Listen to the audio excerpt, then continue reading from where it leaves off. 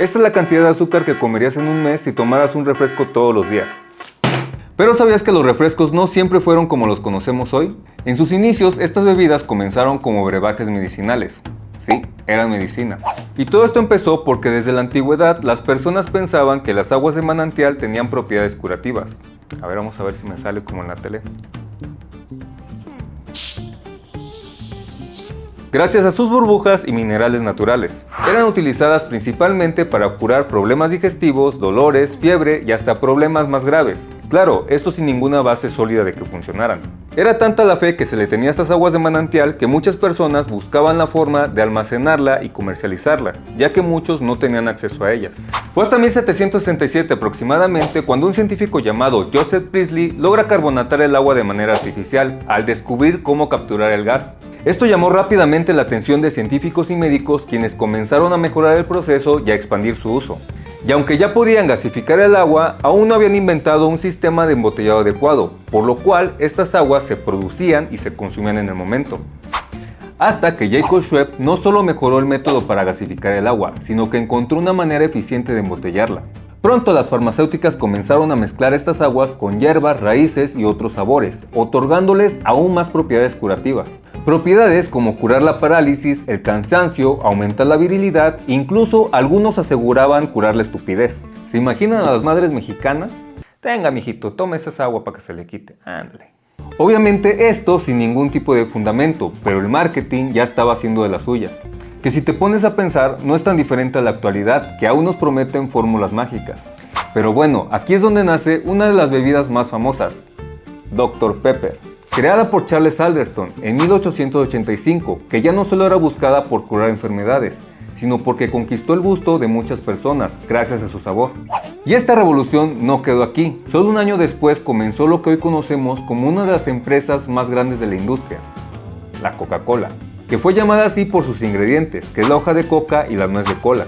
Y podríamos seguir contando más datos curiosos sobre los refrescos, incluso algunas de sus leyendas más oscuras. Pero definitivamente una de las cosas más sorprendentes es cómo algo que nació para curar terminó siendo una de las industrias que más daño le causa a nuestra salud. Y a pesar de eso, sigue siendo una de las bebidas más comunes en los hogares de todo el mundo, y que en algunas culturas lo siguen utilizando como remedios caseros, a pesar de que no tienen ninguna base científica y que pueden incluso ser peligrosos. Es más, para no quedarnos con la duda, le voy a marcar a una persona que sabe de remedios. Bueno, abuelita, fíjese que estoy haciendo un video sobre los refrescos y quería saber si usted conocía algún remedio con ellos.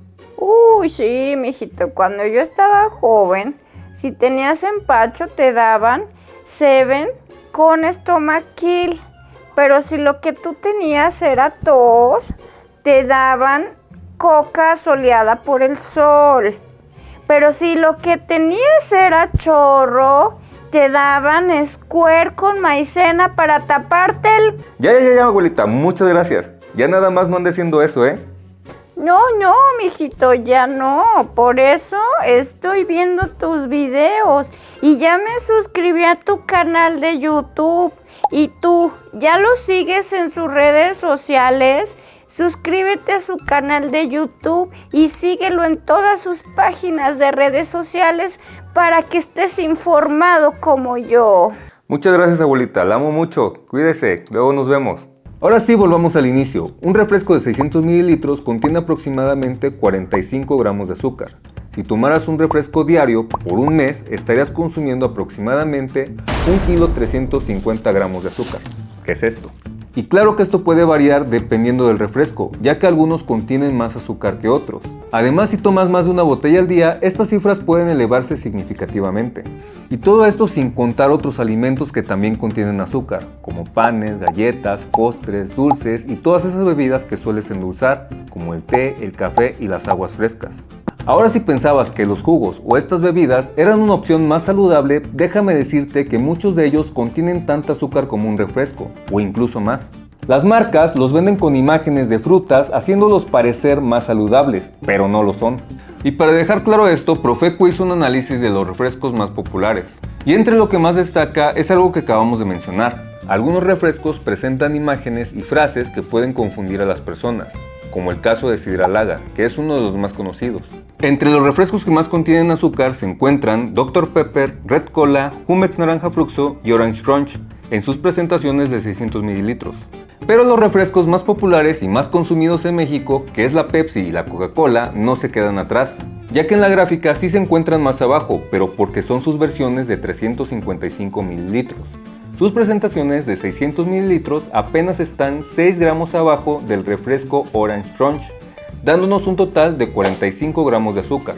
Y si me sigues en redes sociales, sabes que México es uno de los países con mayor número de personas con sobrepeso y obesidad en todo el mundo. De hecho, 7 de cada 10 mexicanos tienen sobrepeso, pero quizás lo que no sabías es que también somos uno de los países que más consumen refrescos. En el 2019, la Gaceta de la UNAM publicó un estudio basado en investigaciones de la Universidad de Yale, donde señalaban a México como el principal consumidor de estas bebidas. También otros estudios y plataformas especializadas en estadísticas globales presentan resultados similares, posicionando a Estados Unidos como el principal consumidor, seguido de Argentina, Bélgica, México, Chile y España. Por otra parte, una investigación realizada en América encontró que México es el principal consumidor de estas bebidas, seguidas de Estados Unidos, Chile, Brasil y Colombia. Y aunque estas cifras puedan variar según la fuente, es claro que México siempre aparece entre los primeros países con mayor consumo de estas bebidas azucaradas. De hecho, según datos de la Encuesta Nacional de Salud y Nutrición, el 83% de la población consume al menos alguna bebida azucarada, como refrescos, jugos, tés o bebidas energéticas. Incluso algunos estudios señalan que algunas comunidades pueden alcanzar un consumo de 1,5 litros a 3 litros por día. Y bueno, ¿qué tiene de malo todo esto? ¿Qué tiene de malo comer tanta azúcar y ser uno de los países que más refrescos consumen? Déjenme paro porque esto ya se puso serio. Existen estudios que demuestran que el consumo excesivo de bebidas azucaradas incrementa significativamente el riesgo de desarrollar sobrepeso y obesidad. Además, este hábito está relacionado con mayores posibilidades de padecer enfermedades crónicas como resistencia a la insulina, diabetes, hipertensión, niveles elevados de triglicéridos, hígado graso y enfermedades cardiovasculares. Y estas condiciones a su vez pueden derivar a complicaciones más graves como amputaciones, insuficiencia renal, retinopatías y ciertos tipos de cáncer, y la lista puede continuar. Pero lo que realmente preocupa es que a pesar de todas estas consecuencias, las bebidas azucaradas están tan normalizadas en nuestra vida diaria que casi no nos detenemos a pensar en el daño que nos pueden ocasionar. Sabemos que no son buenas para nuestra salud, pero ¿sabías cuánto te pueden llegar a afectar? Ahora piensa esto, ¿cuántas veces te has tomado el tiempo para leer las etiquetas que vienen en tus productos? Es algo que quizás debería ser normal, pero que rara vez hacemos. Y no se trata de obsesionarnos ni dejar de disfrutar lo que comemos, sino de tomar decisiones más informadas. Y te voy a contar un secreto. Si estás buscando alimentarte mejor, hacer elecciones más conscientes día con día es mucho más efectivo que seguir dietas de moda o muy restrictivas. Estas dietas suelen ser temporales, pero ser consciente de lo que consumes puede ser el primer paso para lograr cambios duraderos. Pero volviendo al tema principal, ¿cómo puedo hacer para disminuir el consumo de refrescos? Y como siempre, te recuerdo que estas son recomendaciones generales. Lo ideal es que si tienes alguna duda en especial, consultes a un profesional en la salud, ya que todos somos diferentes y necesitamos soluciones diferentes adaptadas a nuestras necesidades y condiciones. Dicho esto, comenzamos. Lo primero es que debes estar completamente convencido de que quieres hacer un cambio, y esto implica un compromiso, ya que no se trata solo de decir que vas a dejar el refresco, sino de pensar en las acciones que debes de tomar para lograrlo.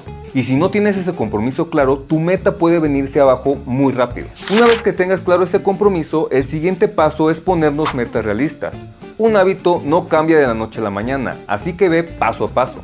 Por ejemplo, si actualmente consumes un refresco al día, puedes ponerte la meta de consumir solo la mitad. Y si dejar el refresco de inmediato te resulta muy difícil, puedes comenzar con algunas alternativas que te ayuden con la transición, como por ejemplo infusiones de frutas frescas. Y si por la mente se te cruzaron los refrescos sin azúcar, podrían ser una opción, siempre y cuando vayan acompañados de alguna estrategia, ya que lo más importante es aumentar el consumo de agua natural. Si no estás acostumbrado a tomar agua, comienza por algo sencillo. Un primer paso podría ser tomar un vaso de agua al día y gradualmente ir aumentando la cantidad. Y para mantenerte motivado, te sugiero llevar un registro de tus progresos. Anota cada semana cuánto has reducido el consumo de refresco y cuánto has aumentado el consumo de agua. Esto te ayudará a visualizar los cambios y a mantenerte enfocado en tus objetivos.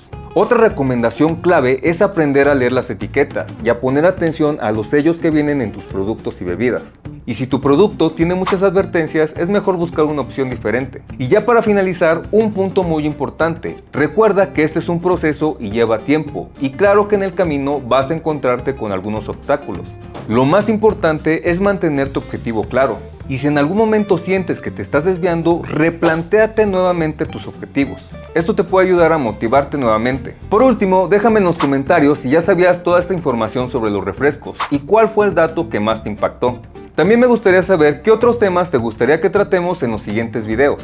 Y si te ha gustado este video, no olvides darle me gusta, suscribirte y activar la campanita para que no te pierdas nada de esta información. Nos vemos hasta el siguiente video.